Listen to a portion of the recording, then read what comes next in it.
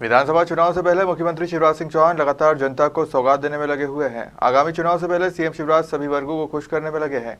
इसी कड़ी में हुई सीएम शिवराज कैबिनेट में कई अहम प्रस्तावों पर चर्चा हुई, जिसके बाद उन प्रस्तावों पर मुहर लगा दी गई है। जनसंपर्क मंत्री राजेंद्र शुक्ल ने बताया कि किसान मित्र योजना को कैबिनेट में मंजूरी दी गई है। आज मध्य प्रदेश के मुख्यमंत्री माननीय शिवराज सिंह चौहान जी की अध्यक्षता में मंत्रिमंडल की बैठक संपन्न हुई, जिसमें बहुत ही महत्वपूर्ण निर्णय लिए गए हैं। जैसे नगरीय विकास एवं प्रशासन विभाग में नागरिकों को त्वरित building permission automatic building plan approval system को मंजूरी दी गई है, जिसमें त्वरित उनके तमाम वो समस्याएं जो डिजिटली ऑलरेडी पोर्टल के माध्यम से समाधान जिसका होता था, उसका एडवांस वर्जन आज मंत्रिमंडल में प्रस्तुत किया गया, जिसकी मंजूरी दी गई है। और इससे 7 वर्षों में इसको इस पोर्टल का विकास 1 वर्ष में किया जाएगा और 6 वर्ष तक इसका संचालन एवं संधारण किया जाएगा। उक्त परियोजना की कुल समय अवधि 7 वर्ष की होगी। इससे निश्चित रूप से बहुत तेज़ी से जो मध्य प्रदेश में नगरीय क्षेत्रों का विकास हो रहा है, तेज़ी से शहरीकरण हो रहा है, उसमें उतनी ही तेज़ी से लोगों की आवश्यकताएं भी और रोज़मर्रा के उनके नगरीय प्रशासन से जुड़े हुए समस्याओं के समाधान की आवश्यकता महसूस की जा रही थी। ये पोर्टल काफ़ी समाधान कारक साबित होगा। ये बहुत ही महत्वपूर्ण इसका निर्णय आज हुआ है। दूसरा, लाडली बहना योजना मध्य प्रदेश में हम सब जानते हैं कि उसको बहुत ही ज़्यादा अप्रिशिएट किया जा रहा है। उसमें अब मुख्यमंत्री जी ने ऐतिहासिक निर्णय लेते हुए 450 रुपये में उनको गैस सिलेंडर मिले। उसके मूल जो हितग्राही हैं, एक तो लाडली बहनाएँ हैं और उज्ज्वला गैस कनेक्शन की जो हमारी बहनाएँ हैं, वो दोनों इसके हितग्राही होंगे। कल टीकमगढ़ से वर्चुअली उन्होंने इसकी लॉन्चिंग की है। किस तरीके से लाडली बहना के पोर्टल में आवेदन लिए जाएंगे, उनके रजिस्ट्रेशन किए जाएंगे और फिर उनके खातों में जिस तरह से 1250 रुपये उनको सहयोग की राशि दी जाती है, उसी प्रकार से सब्सिडी की राशि गैस की जो भी कीमत है 450 रुपये के अलावा जितनी भी होगी 700 रुपये जो कुछ भी होगी, वो उनके खाते में रजिस्ट्रेशन के बाद भेजी जा सके। इसके लिए जो अभियान कल से शुरू हुआ है रजिस्ट्रेशन का, उसको पूरा किया जाएगा और आने वाले समय में सभी बहनों को इसका लाभ मिलेगा। 450 रुपये मात्र में ही उनको गैस सिलेंडर मिल सकेगा। इसके साथ ही बहुत सी ऐसी हमारी हितग्राही हैं लाडली बहना की, जो प्रधानमंत्री आवास का लाभ तो उनको मिला है ग्रामीण क्षेत्रों में। आवास प्लस जो लोग छूट गए थे, उसके लिए माननीय मुख्यमंत्री जी ने आवास प्लस भी अभियान चलाया था, आवास प्लस के नाम पर, जिसमें जो लोग छूट गए थे वो कवर हुए थे। लेकिन उसके बावजूद भी ये देखने में आया है कि और भी लोग ऐसे हैं जो कच्चे मकान में रहते हैं और उनको पक्के मकान नहीं मिल पाए हैं। तो आज के कैबिनेट में मुख्यमंत्री जी ने ये फैसला किया है कैबिनेट ने कि उनको भी चिन्हित किया जाएगा और उनको भी प्रधानमंत्री आवास योजना का पात्र बनाकर जो लाडली बहनाएँ हैं ग्रामीण क्षेत्रों में, उनको इसका लाभ दिया जाएगा। इसके साथ ही एक बहुत ही महत्वपूर्ण योजना लॉन्च की है, किसान मित्र योजना। स्थायी कनेक्शन किसानों को देने के लिए 200 मीटर तक की दूरी के लिए यदि 3 लाख रुपए खर्च होता है लगभग, तो उसमें से आधी राशि किसान को देनी है, 40% राशि राज्य शासन देगा और 10% राशि वितरण कंपनी जो है बिजली विभाग की, वो इसको बियर करेंगी।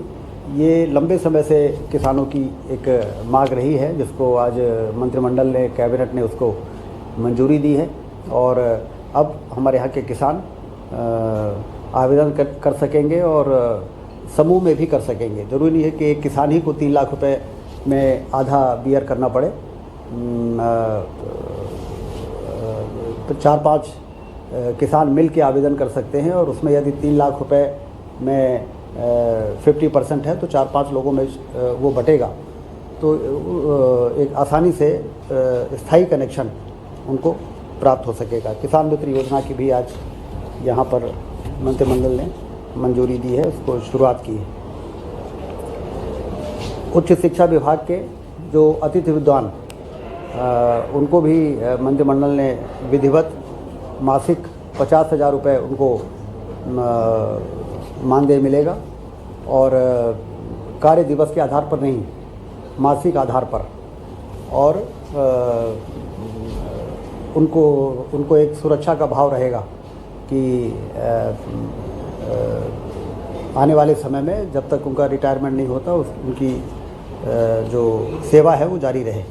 ये विशेष तौर से कैबिनेट ने इसको आज मंजूरी दी है।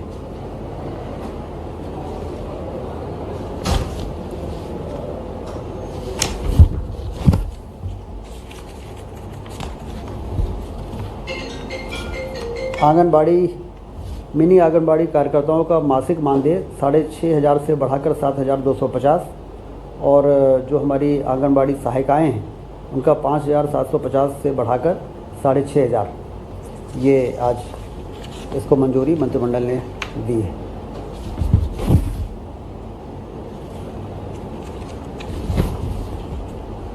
मुरैना जिले आया जाए तो 31वां ये चिकित्सा महाविद्यालय है जिसको आज सैद्धांतिक रूप से मंजूरी दी गई है। चिकित्सा के क्षेत्र में डॉक्टर ज़्यादा से ज़्यादा हमारे पास उपलब्ध रहें और हमारे प्रदेश के नागरिकों को इलाज के लिए प्रदेश के बाहर ना जाना पड़े, जिलों में ही उनका इलाज ठीक प्रकार से हो सके। इस दिशा में जो सरकार की मंशा है उस कड़ी में ये महत्वपूर्ण निर्णय आज ये लिया गया है।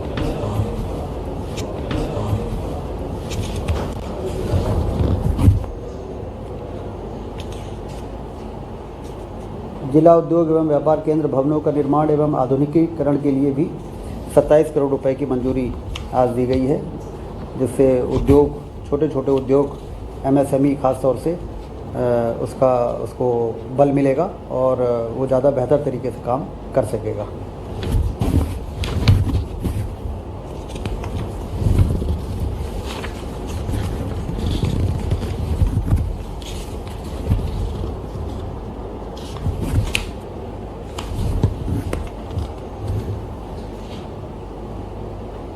भारत सरकार की सौर ऊर्जा पार्क परियोजना के अंतर्गत ultra mega renewable energy power park mode में 1400 मेगावाट का मुरैना एनर्जी स्टोरेज आधारित हाइब्रिड पार्क के लिए रम्स सौर पार्क परियोजना विकसित किए जाने हेतु मंत्रिपरिषद के द्वारा अनुमोदन प्रदान किया गया है। ये बहुत ही महत्वपूर्ण निर्णय आज हुआ है, क्योंकि हम सब जानते हैं कि ऊर्जा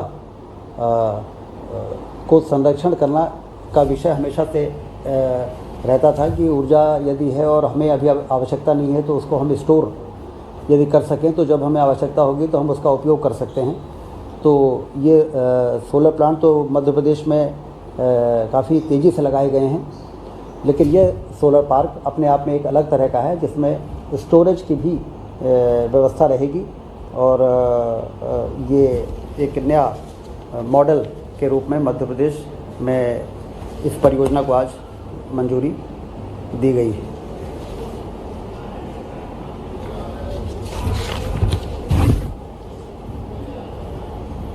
जनजातीय कार्य विभाग में सीएम राइज योजना के अंतर्गत 10 सीएम राइज विद्यालय भवनों के निर्माण कार्य, इस हेतु लगभग 323 करोड़ रुपए की प्रशासकीय स्वीकृति आज मंत्रिमंडल ने दी है। मध्य प्रदेश के मुख्यमंत्री शिवराज सिंह चौहान जी की विशेष संस्कृति और जो हमारा सनातन धर्म है उस दिशा की मजबूती के लिए आदि शंकराचार्य जी ने जहाँ पर शिक्षा ग्रहण की थी ओंकारेश्वर में, जहाँ पर उनको गुरु मिले थे, वहाँ पर एकात्म धाम परियोजना की स्थापना का संकल्प उन्होंने लिया था। और बड़ी खुशी की बात है कि 18 तारीख को परसों इसका प्रथम चरण का लोकार्पण भी वो करने जा रहे हैं। इसमें पूरी तरह से एक अद्वैत लोक और मानधाता पार्किंग और कंप्लीट लैंडस्केपिंग के साथ ये काम पूरा हो। मूर्ति के अलावा, मूर्ति तो 108 फीट की लग के तैयार है, इसके अलावा उस पूरे परिसर का समग्र विकास के लिए आज कैबिनेट ने 1535.79 करोड़ की स्वीकृति प्रदान की है। और यह जो स्थान होगा जिसमें आदि शंकराचार्य जी के संग्रहालय, अद्वैत लोक अंतर्गत निर्माण एवं संचालित की जाने वाली जटिल गतिविधियाँ और कई प्रकार की न सिर्फ धार्मिक पर्यटन का एक बहुत बड़ा केंद्र बनेगा हमारे देश के अंदर, बल्कि दूसरी ओर हमको ये भी एहसास कराएगा कि हमारे देश की जो सबसे बड़ी ताकत है, जो अद्वैत का सिद्धांत प्रतिपादित किया था आदि शंकराचार्य जी ने, उसको न सिर्फ हमने उसका संरक्षण किया बल्कि हमने उसका संवर्धन भी किया है, जिससे बेहतर तरीके से माननीय मुख्यमंत्री जी की विशेष इस दिशा में रुचि रही है कि आने वाली पीढ़ी को हमारी ये जो सनातन संस्कृति की जो हमारी ताकत है वो ट्रांसफ़र हो नई पीढ़ी में, और नई पीढ़ी भी अपनी इस विरासत के साथ आगे बढ़ सके। तो इस दिशा में 1535.79 करोड़ की स्वीकृति आज कैबिनेट ने दी है। बायोटेक्नोलॉजी पार्क का स्थापना नीमच जिले में किया जाएगा। इसका भी अनुमोदन आज यहाँ पर किया गया है। इसके लिए जो आवश्यक बजट है 1998 लाख का, उसका प्रावधान किया जाएगा।